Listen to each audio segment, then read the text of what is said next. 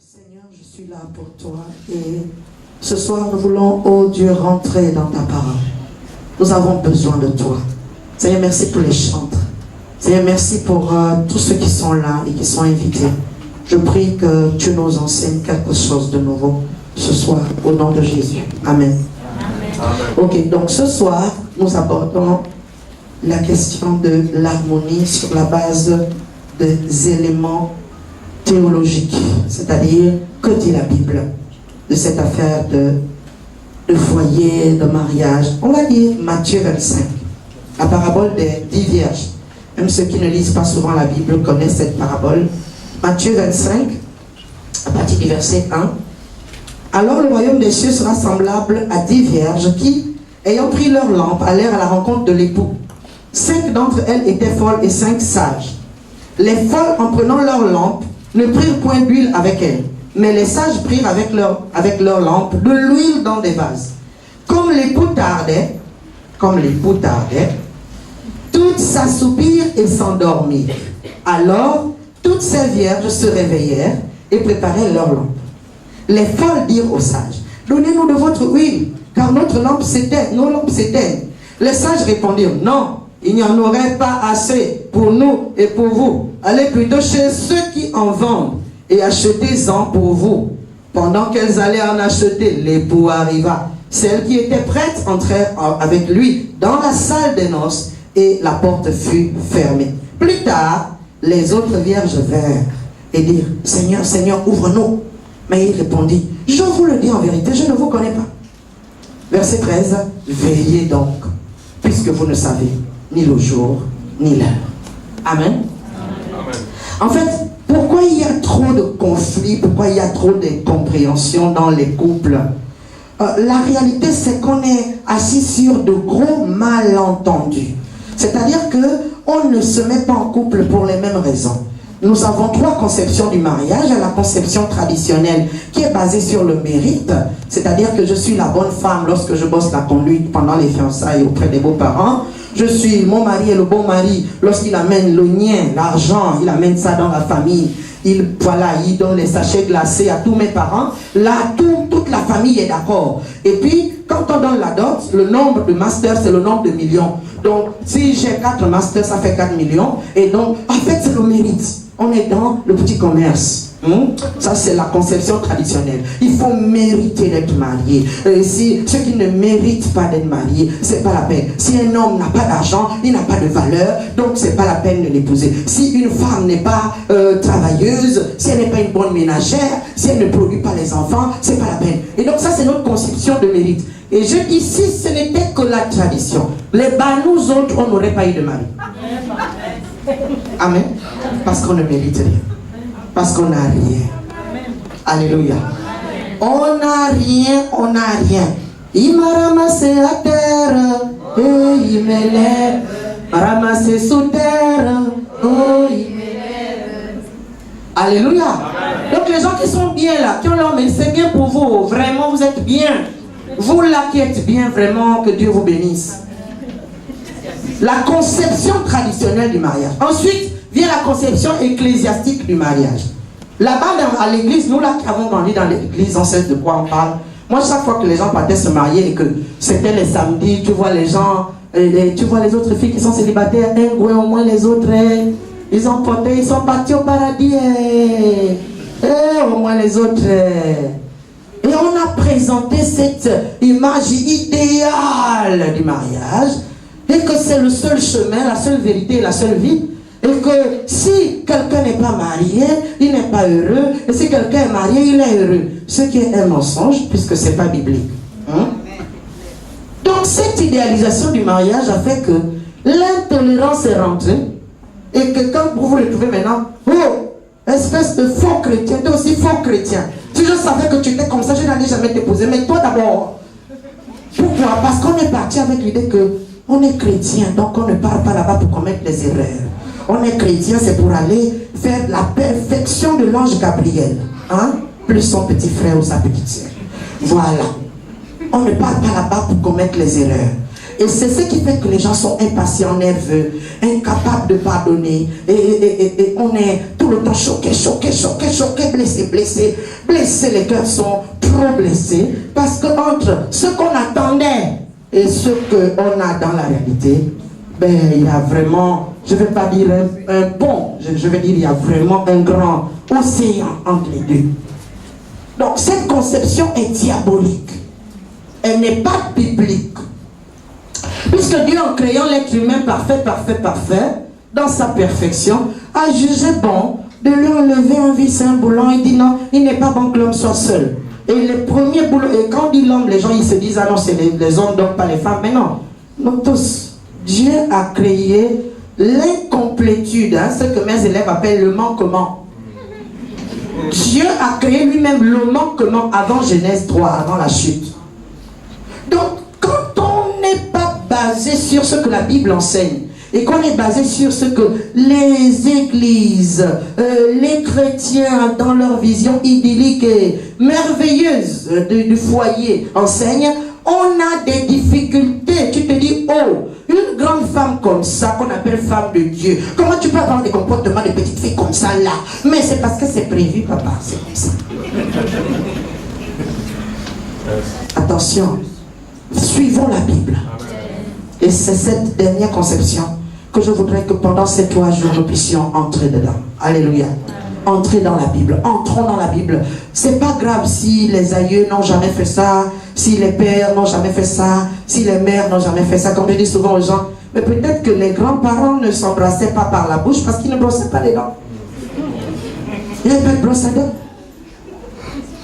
Peut-être qu'ils avaient... Mais ce qui compte, c'est pas ce qu'ils faisaient, ce qu'ils faisaient, parce qu'il compte, c'est ce que dit la Bible.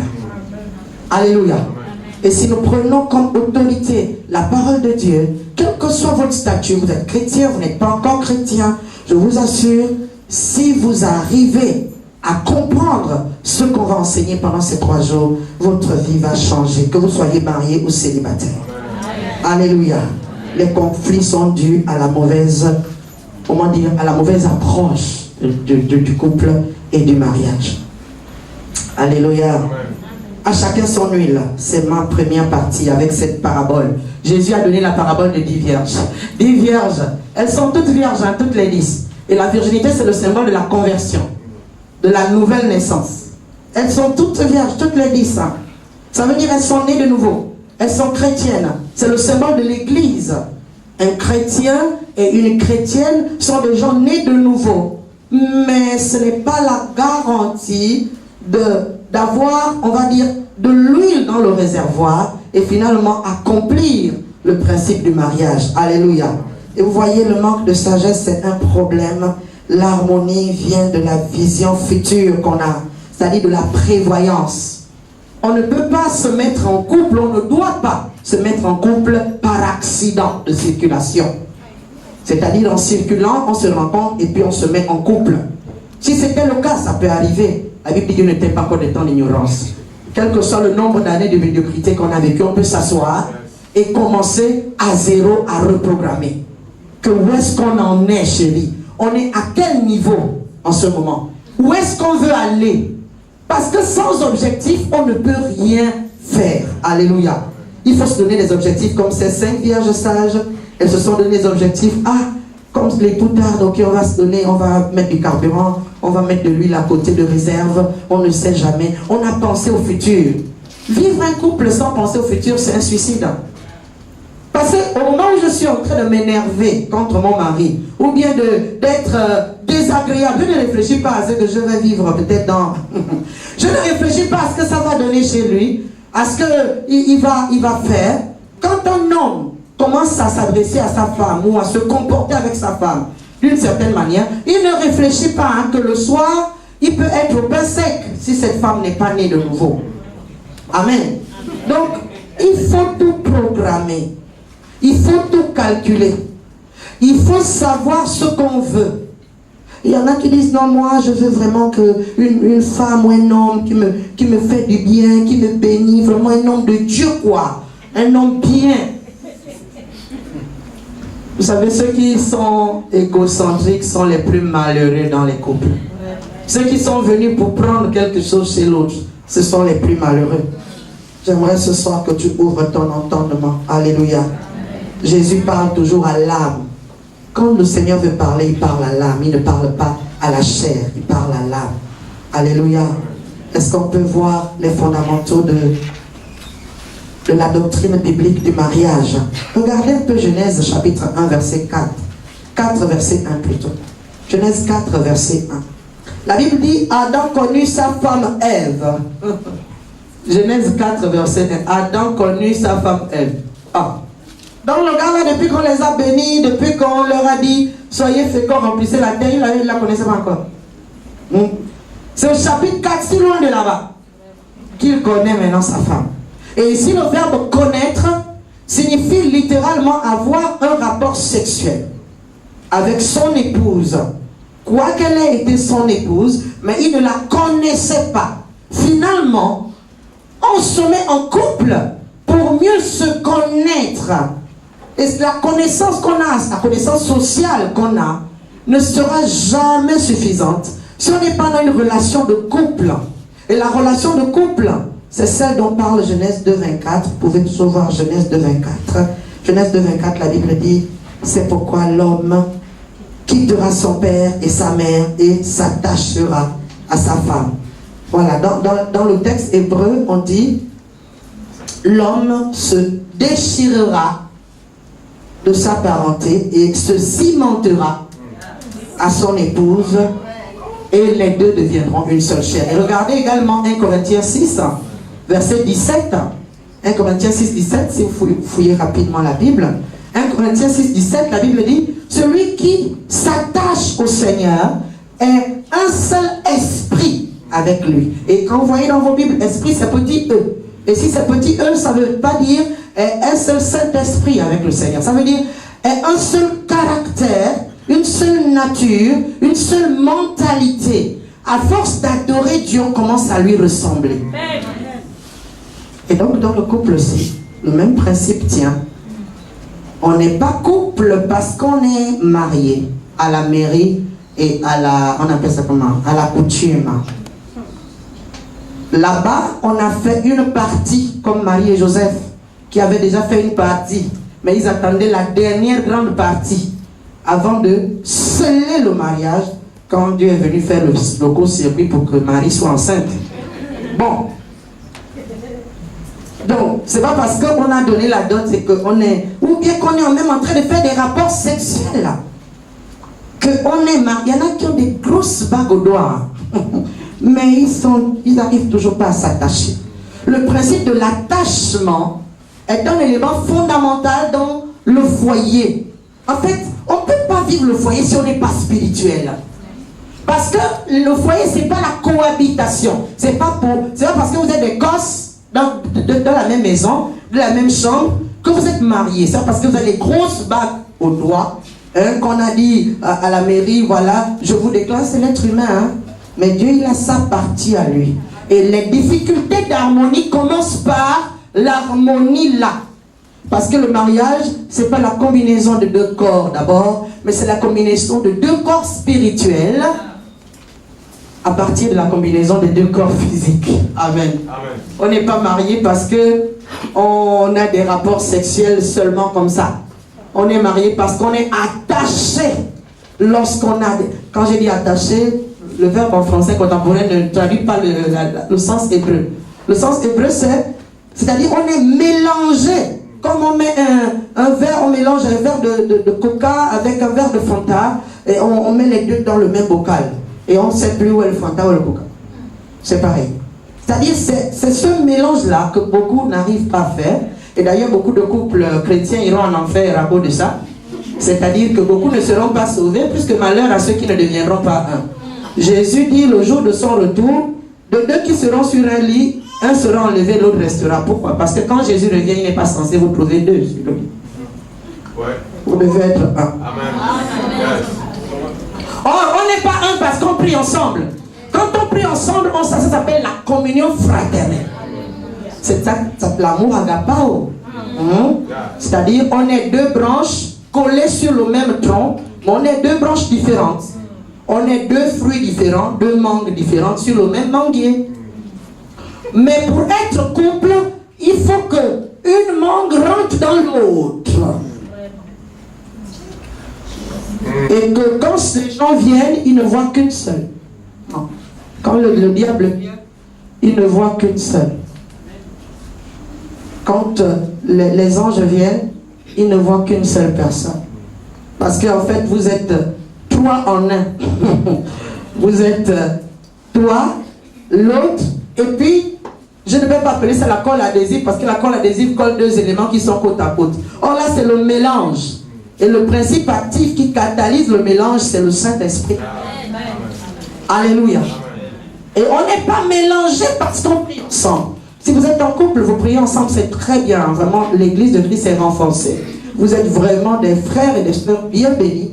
Et Dieu vous bénisse abondamment. Mais pour que vous soyez mariés, il faut que vous soyez en harmonie sexuelle. Parce que Dieu ne parle pas d'autre chose que de ça quand il parle de 1 Corinthiens 6, 16 et 17. Celui qui couche avec une prostituée devient prostituée. Selon qu'il est écrit, et les deux deviendront un. L'apôtre Paul cite quoi? Genèse 2, 24. Il est en train d'expliquer que ce que Genèse 2, 24 entend par s'attacher, c'est avoir une vie sexuelle. Finalement, tout rapport sexuel est un moment de fusion spirituelle. Que ce soit un moment de fusion spirituelle avec les démons, lorsqu'on est hors du mariage, ou bien lorsqu'on est dans le mariage, mais médiocre dans les rapports sexuels. Oui, beaucoup de maris iront en enfer à cause de ça. Parce qu'ils pensent que non, c'est ce qu'on appelle les options, quoi. C'est-à-dire c'est optionnel, c'est pas nécessaire. Nous, c'est le royaume des cieux. Voilà. Un de mes fils, là, il me dit, maman, grâce de ta fille, elle aime trop ce genre de choses. Moi, je suis un homme de Dieu. Il faut que les nations soient sauvées. Moi, je passe du temps vraiment de quartier en quartier. Donc, j'ai dit, papa, il n'y a pas de problème.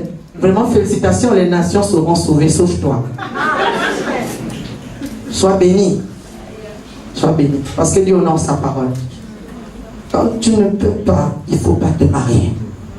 Ce n'est pas obligatoire. Parce que le mariage, c'est vraiment une activité spirituelle.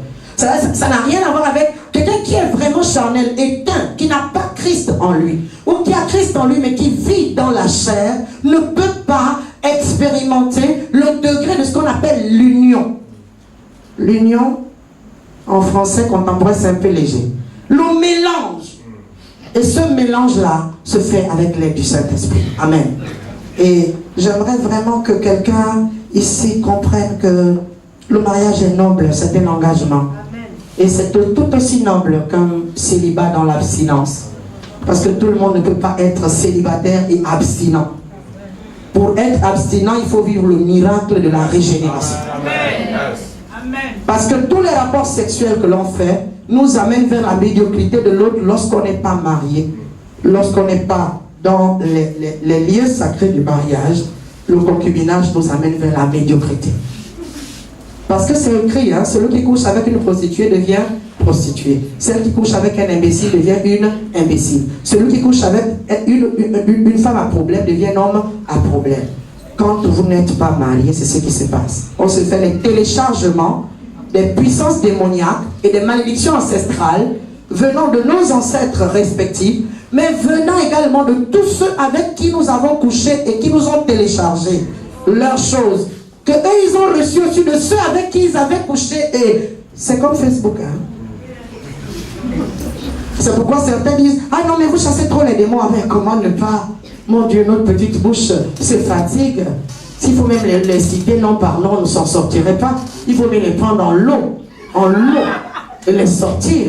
Ils sont tellement nombreux. Vous imaginez les malédictions ancestrales du grand-père, de l'arrière-grand-père de quelqu'un que vous êtes parti ramasser à cause d'un rapport sexuel. Le concubinage ne peut aider personne. C'est vraiment, on va dire, la cour des échoués. La Bible est claire et elle montre que lorsqu'on couche avec quelqu'un, on est tout de suite en harmonie spirituelle. Sauf que lorsqu'on n'est pas marié, on est dans une harmonie négative où on reçoit chacun. Ah oui, mais donc dans ce cas, je vais coucher avec plein d'hommes et puis je vais me décharger de tous mes démons. Non, tu fais des photocopies aux autres. C'est des copies. C'est le monde spirituel. Hein. Donc l'autre reçoit ta médiocrité, tu gardes 100%, lui aussi pour 100%. Voilà. Et il y a des gens comme ça. Avant d'avoir une telle relation, tu te sentais bien, tu réussissais. Ça, c'est sans compter les maladies comme le VIH et consorts. Ça, c'est sans compter les maladies physiques. Mais je parle d'abord du spirituel. Nous devons comprendre le fondamental. Adam a connu sa femme Ève. Depuis le début, hein, il a les paroles de prophétie. Il est même marié. Dieu les bénit et leur dit multiplier. Mais il ne sait pas comment il réfléchissait. Peut-être qu'ils allaient au jardin tous les matins avec les arrosoirs, avec les pelles, pour essayer de... Il n'a pas compris en fait. Le partenariat dans lequel il était avec Ève, c'était pas un partenariat de ramasser les pelles, les pioches, et puis d'aller... Non, c'est un partenariat sexuel. Et donc spirituel. On ne peut pas être léger en haut, et se dire, tout un être humain, pas un peu, mais un être humain, Dieu te le confie, Dieu te la confie, et te dit, ok, teste, 1, 2, 3, 4, 2, 4, 6, teste. Et quand Jésus reviendra, il dit, écoute, des comptes, tu me rends des comptes de ce que je t'ai donné. Alléluia. C'est un principe, et les évangéliques sont souvent bloqués. Il y a des membres du conseil d'une église dans une ville du Gabon. À la fin de la deuxième soirée d'un séminaire que j'ai tenu dans cette ville, ils m'ont appelé et dit, maman, la parole est bien, mais là quand même, vraiment c'est un peu dur, hein? Parce qu'on n'est pas des obsédés. On n'est pas des obsédés sexuels. Nous, c'est le Seigneur. Parce que Jésus revient bientôt. J'ai dit, papa, ta femme pouvait te faire à manger en tant que sœur en Christ sans que tu ne sois sans main. Tout ce que vous faites dans le foyer, là, on peut le faire sans aller à la mairie, sans donner les dots. Même les enfants, on peut les élever sans être marié. Tu fais quoi la pauvre fille dans la maison? Tu es parti la prendre chez ses parents, pourquoi? Donc, au lieu de t'entêter dans ce que tu veux faire, fais ce qui est juste devant Dieu. Il y a des choses qu'on ne règle pas avec les réunions de famille, avec les séminaires. Il y a des choses qu'on règle avec la pratique. Amen. Amen. C'est pourquoi il y a un là, il me disait, ah maman, vraiment ma femme, elle est insoumise, elle a des problèmes de soumission. J'ai dit, papa, ta femme ne peut pas être insoumise. Mais je vais essayer de parler avec elle. Et quand je parle avec elle, j'ai compris. Une femme qui n'est pas épanouie sexuellement, elle est impolie. Hein? Et je vais faire l'inverse. Une femme impolie, en général, c'est quelqu'un qui est déséquilibré de ce côté-là. Parce que lorsqu'on vit ce que Dieu a prévu dans ce domaine, en principe, on n'a qu'une seule envie.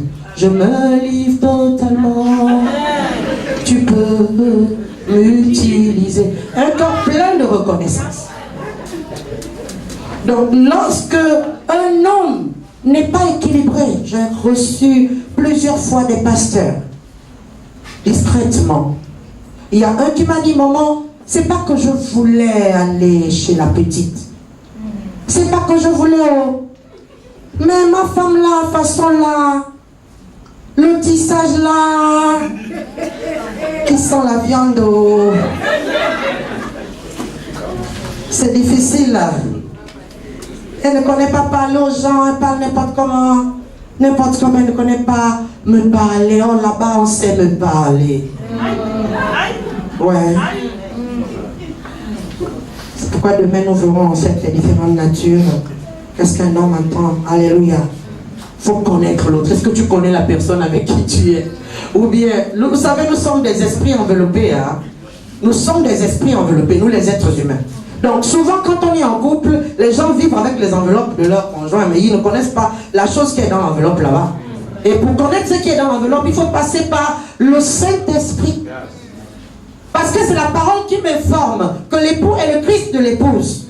Donc du coup, moi je regarde mon mari comme le Christ. Il n'y a pas de débat.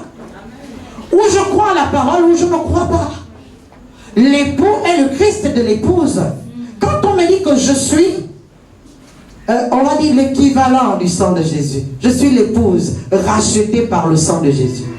Donc pourquoi je me fâche si quelqu'un peut me dire quelque chose de méchant et puis Dieu commence encore les femmes avec l'émotion. Elles sont là, l'émotion de Ève. Le fruit est beau à voir, donc il est bon à manger. Ce qui était un mensonge. Et elles sont toujours dans les émotions. On m'a dit ci, on m'a piqué le crayon, on m'a piqué le compas, on m'a fait ceci, on m'a fait cela. Tu ne connais pas qui tu es. Que dit la Bible? La Bible te dit que toi tu es l'église qui a été rachetée par le sang de Jésus. Quand je suis au cadeau, je prends un CRS. Si c'est 1500, je sais que quand j'ai 1500 à la main, c'est comme si j'ai le CRS. Que si j'ai le CRS, c'est comme si j'ai 1500. La femme n'a pas le prix d'un bœuf. Même si on donne 10 bœufs pour la dot, la femme a le prix du sang d'un fils de Dieu. À partir de ce moment, tu es fier. Alléluia. Mais toi là, vraiment, avec ton orgueil là, vraiment tu vas voir. Et tout cela. Il y a un là, il a dit à sa femme, je vais te casser la gueule. En fait, parce que je parle d'un frère. Je vais te casser la gueule. Parce que la femme, en fait, elle a sorti un petit secret qu'ils avaient dans la chambre là-bas, devant les frères au salon. Donc le frère n'a pas pu se contenir, il dit, je vais te casser la gueule. Sérieusement te casser la gueule. Et la sœur, elle a commencé à rigoler, ce qui n'est pas bon, parce que c'est un manque de respect devant les gens. Et je lui ai dit, mais il ne fallait pas le faire. Parce qu'effectivement, il est passé à l'acte. Voilà, donc ça fait un scandale multiplié par N. Et c'est vraiment malheureux. Que le Seigneur nous aide. Alléluia. L'enjeu du couple, le couple doit être un couple. Si vous n'êtes pas un couple, comment voulez-vous vivre l'harmonie? C'est à ça que je suis en train de vous dire. Ce soir, soyez d'abord un couple. Si vous n'êtes pas un couple, c'est pas la peine d'espérer à l'harmonie. Parce que 10 kg plus 10 km égale à 20 quoi. Voilà. 10 kg plus 10 km égale à 20 coulons. 20 coulons ensemble. Amen. Quitter son père et sa mère, c'est la partie là. Parce qu'il y en a qui veulent être attachés à leur femme, mais qui ne veulent pas quitter père et mère. Et je ne parle pas seulement du mari, mais la femme aussi. Au Gabon, hein, dans notre conception traditionnelle, l'enfant est l'enfant de ses parents à lui. Même quand la fille est partie au mariage, on vient revendiquer. C'est comment, tu ne viens plus voir les parents. Oh, mais je suis parti. Vous m'avez envoyé au mariage, non? Vous voulez encore que je vienne vous voir comment? Amen. Parce que c'est pas qu'on ne doit pas honorer les parents ou respecter les parents. Mais on ne peut plus nous soumettre aux parents. Quand on est marié, on se soumet à la parole de Dieu qui nous dit nous devons quitter père et mère. Et père et mère ne veut pas dire les abandonner. Père et mère, c'est la culture. La manière dont nous réfléchissions avant l'union, ça doit être différent de la manière dont nous réfléchissons après. Parce que créer un couple, c'est prendre le risque de perdre sa vie. Amen. Quand tu veux te mettre en couple, ça veut dire que tu renonces à toi-même, à tes goûts, à ce que tu aimes, à ce que tu préfères. Non, moi je préfère ça. J'aime ça. Mais non, on n'est pas là pour ce que tu aimes. Là. On est là pour le couple. Là. Amen. Et ça veut dire, on est sur le principe de je suis venu faire quelque chose pour que l'autre soit heureux. C'est un don de soi. Lorsque tu n'es pas dans le principe du don de soi, ne te marie pas. Et souvent, les gens qui sont venus pour prendre quelque chose, il y a un frère qui me disait, ah maman Grâce, vraiment, tu sais, la solitude me pèse. Il me faut quand même une bonne femme, une femme maintenant là, vraiment pour essayer de combler ma solitude. Je dis, même toi que bien haut. Donc on t'a pas dit que la femme qui devait combler la solitude de l'homme, c'est celle qui était avant la chute. Tu n'as pas dit ça dans Genèse 2,18. Parce qu'après Genèse 3 là, c'est foutu. Qui va te combler la solitude? Si ce n'est pas par la foi que tu rentres dans la vie de cette femme et que Éphésiens 5, 23 à 24 commence à te dire le mari est le Christ de l'épouse et il s'est livré lui-même. C'est-à-dire il n'attend pas que l'épouse soit, je ne sais pas. Non, il se livre lui-même. C'est une décision de bénir et d'aimer indépendamment de ce que l'autre est. En fait, ce n'est pas pour les petits. Hein. La vie de couple, c'est pour les grands. C'est les choses des grands. On ne se fâche pas. On ne se fâche pas n'importe comment. On n'est pas tout le temps dans les émotions. Il y a une là, elle a toujours les cachets. Les trucs de fourré là. Ah, mon cœur. Ah. Elle avale. C'est comment? Oh non, quand il a appelé, il fallait voir la manière dont il m'a parlé au téléphone. Oh, c'est pour ça que tu finis maintenant les comprimés de forever. L'autonomie émotionnelle est très importante dans la manière de constituer le couple. Parce qu'après la chute, les données ont changé. Tout passe par Jésus-Christ. Si tu n'es pas chrétien, mon frère, ma soeur, viens à Jésus. Tu seras sauvé. Sauvé du péché et sauvé de ta femme. Elle va te tuer. Si tu n'es pas en Jésus, elle va te faire sa force. Elle va te tuer. Sauvé de ton mari. Si tu n'es pas en Jésus, elle va te faire du mal. Il n'y a pas une femme qui peut se soumettre à l'esprit de la rébellion. C'est le nom même de Satan. Il s'appelle rébellion.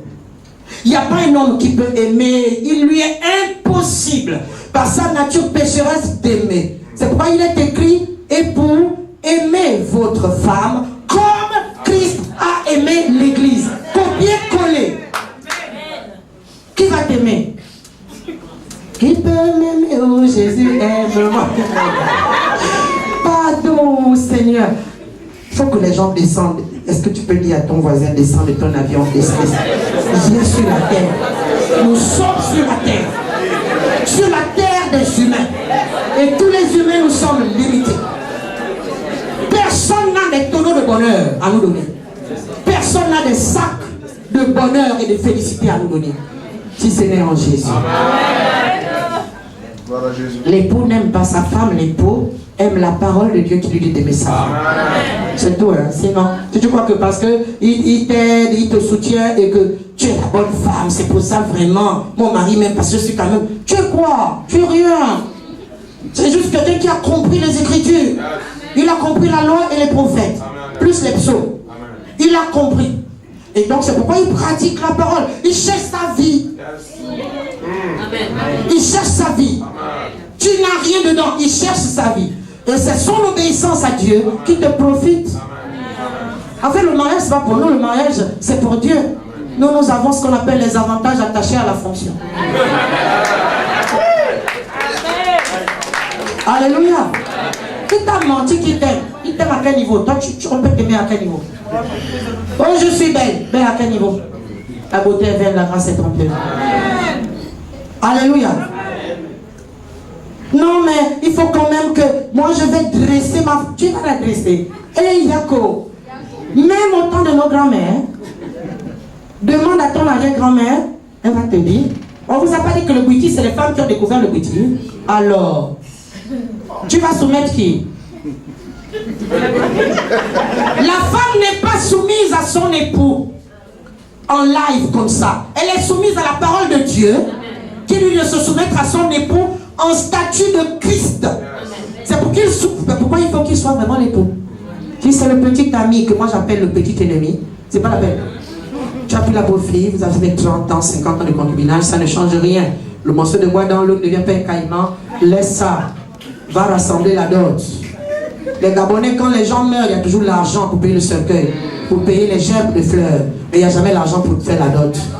Termine avec ça. On sortit de ce séminaire. Si tu ne comprends pas, si tu ne sais pas comment t'y prendre, on est là pour te conseiller, t'orienter. Termine avec ça, sinon tu puises l'eau avec le seau percé. Ça veut dire en même temps, tu perds ton temps.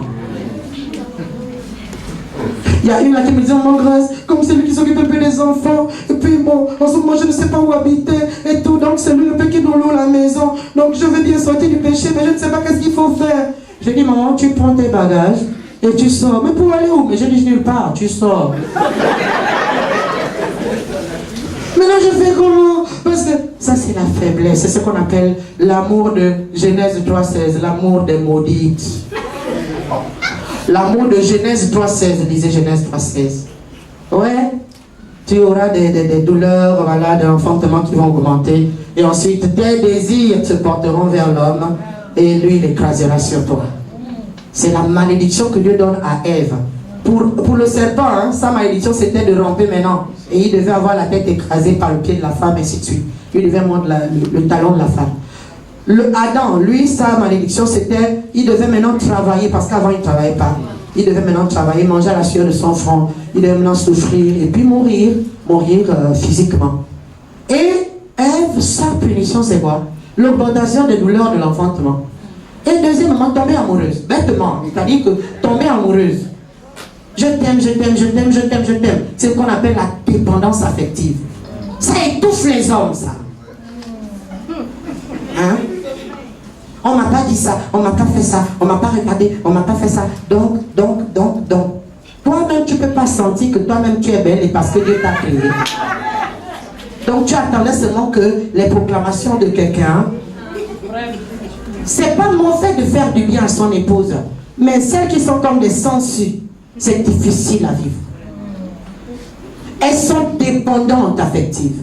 Et pour faire un couple, il faut quand même commencer par être d'abord un couple. Les convenances sociales, c'est-à-dire dot, aller à la mairie et tout ça. Ça, c'est déjà la première partie. Ensuite, les convenances spirituelles, c'est l'attachement. C'est-à-dire une vie sexuelle épanouie. Épanouie. Et quand on dit épanouie, on n'a pas dit des gens qui font le sport de bouc et qui passent leur temps maintenant. Oh, on a dit au séminaire une vie sexuelle épanouie. Ça fait déjà toi tout. Allons au quatrième. C'est comment?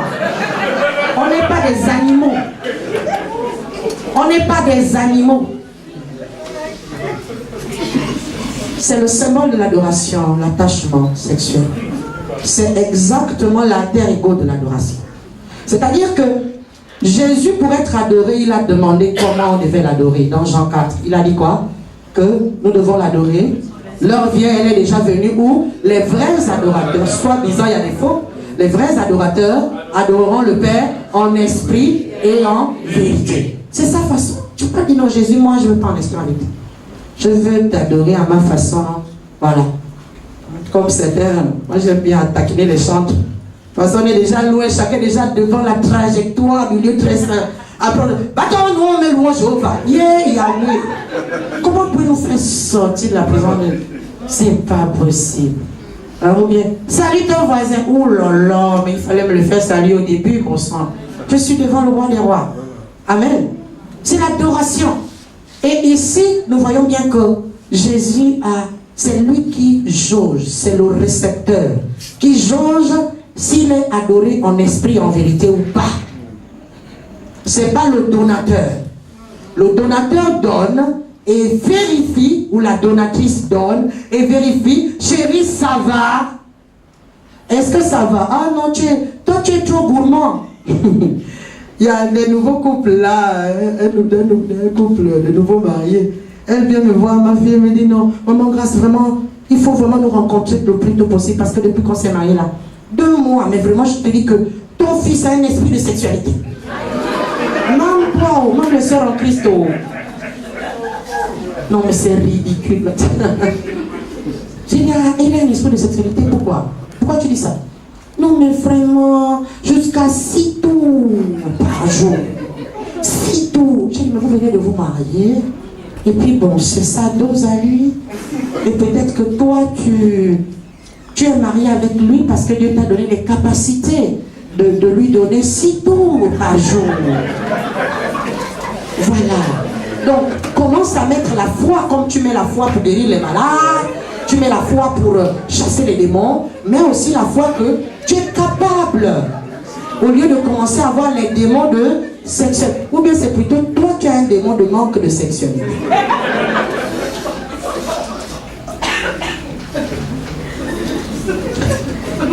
Parce que c'est toujours comme ça, hein, au début des couples. C'est toujours l'homme qui est très chaud, et puis ensuite, à la fin des couples, souvent c'est la femme qui est chaude. Bref. Donc, nous devons comprendre que Jésus revient bientôt et on n'a pas de choix que de lui obéir. En fait, le mariage c'est pour le Seigneur. Nous devons être au contact du Seigneur. Nous devons aimer l'autre à travers le Seigneur. Si tu es dans une vie conjugale, sache que, ou bien si tu veux être dans une vie conjugale, sache que tu vas là-bas pour te donner, pour donner ta vie, je dis au sens littéral du terme, hein, c'est-à-dire offrir ta vie pour que l'autre se sente mieux. Et c'est pourquoi c'est malheureux, vous allez lire 2 Corinthiens 6, 14, la Bible dit ne vous mariez pas avec les non-croyants, car quel lien y a-t-il entre la lumière et les ténèbres? C'est malheureux d'aller donner sa vie à un cochon ou à une cochonne. On ne dit pas cochonne, on dit truie. Amen. On ne donne pas sa vie à quelqu'un qui ne connaît pas ta valeur. Qui ne connaît pas ta valeur. Mais comment savoir ta valeur si ce n'est en Jésus? Et c'est pourquoi ce soir, si tu n'as pas Christ dans ta vie, j'aimerais vraiment t'inviter à le recevoir dans ta vie. Comme ton sauveur et Seigneur personnel. Et quelqu'un a dit, mais Jésus là, je vais le recevoir comment? Il est de quel côté pour que je lui ouvre la maison? Ça c'est un homme chrétien à Libreville, que les frères, les chrétiens, le porte à porte, oh non, vous recevez Jésus, non, mais on va le recevoir où? La maison est ouverte, il n'a qu'à venir entrer. Recevoir Jésus signifie reconnaître que tous nos péchés sont privés de la gloire de Dieu, que nous sommes tous des pécheurs et que nous ne pouvons rien faire pour nous sauver de la mort physique et de la mort éternelle. Ça, c'est déjà la première manière de recevoir. Ensuite, savoir que lorsqu'on est pécheur, en principe, on doit mourir. C'est le salaire du péché, c'est la mort. Et que, comme c'est un principe, il pleut, le sol est mouillé, c'est naturel. On pêche, on est pécheur, on n'a pas de choix que d'aller en enfer. La Bible dit que Dieu nous a aimés, nous a donné un plan B. Et le plan B, c'est Jésus-Christ. C'est pourquoi nous autres, on ne perd pas du temps à l'église. On a trouvé le chemin. Alléluia. Si tu veux recevoir Jésus, ce n'est pas difficile. Il suffit de confesser de ta bouche. C'est-à-dire de parler avec ta bouche comme si tu faisais un engagement verbal. Puisqu'à la mairie, lorsque les deux mariés n'ont pas dit « Oui, monsieur le maire », il n'y a pas mariage. Malgré la présence des époux, malgré les bagues. Mais il n'y a pas mariage s'il n'y a pas confession de foi pour dire « Oui, monsieur le maire, j'accepte, je me marierai ». C'est pareil avec Jésus. Il suffit de parler et de dire « Seigneur, je te reçois dans ma vie. Je veux que tu diriges ma vie et que tu m'aides à aimer quelqu'un qui est indigne d'être aimé. » Parce que le mariage, c'est ça le principe. Après la chute d'Adam et Ève, tout le monde est indigne d'être aimé. Et il n'est pas possible de vivre une harmonie en dehors de la parole de Dieu. Amen. C'est pourquoi, même lorsqu'on est chrétien, ça ne suffit pas. On peut être vierge mais folle. On peut être chrétien mais fou. Donc, si on n'a pas l'enseignement du couple, et on devient couple lorsqu'on est harmonieux sexuellement. Et l'harmonie sexuelle, on en parlera demain un peu plus de détails, mais j'aimerais dire juste pour terminer que quelqu'un est en concubinage, Dieu ne te condamne pas, il te dit sors de là. Tu n'es pas là par hasard. Si tu es venu à ce programme, c'est pour sortir de là. Comment? Mais comment? Mais si le gars meurt, il peut mourir au moment où on parle. Là, tu peux accuser déjà les gens pour te pleurer à la maison. Il peut mourir. Le souffle de Dieu entre les mains de Dieu. La fille peut mourir.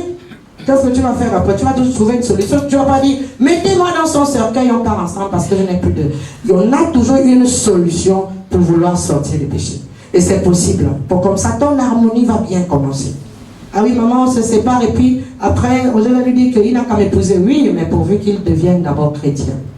Parce qu'on ne peut pas mélanger 10 kg plus 10 km. On ne peut pas mélanger deux personnes qui ne sont pas de même nature spirituelle.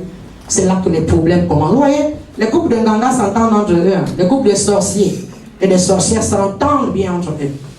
Les couples de... Donc, ceux qui ne sont pas de même nature spirituelle, c'est difficile. Un couple chrétien doit être chrétien. Chacun de nous a son huile. On n'a pas vu une vierge sage donner un peu d'huile à l'autre vierge sage. Un mari doit avoir sa vie avec Dieu. Une femme doit avoir sa vie avec Dieu. Alléluia. J'aimerais qu'on se lève et nous allons prier. Ce soir, nous avons vu l'importance d'être calés sur la doctrine biblique.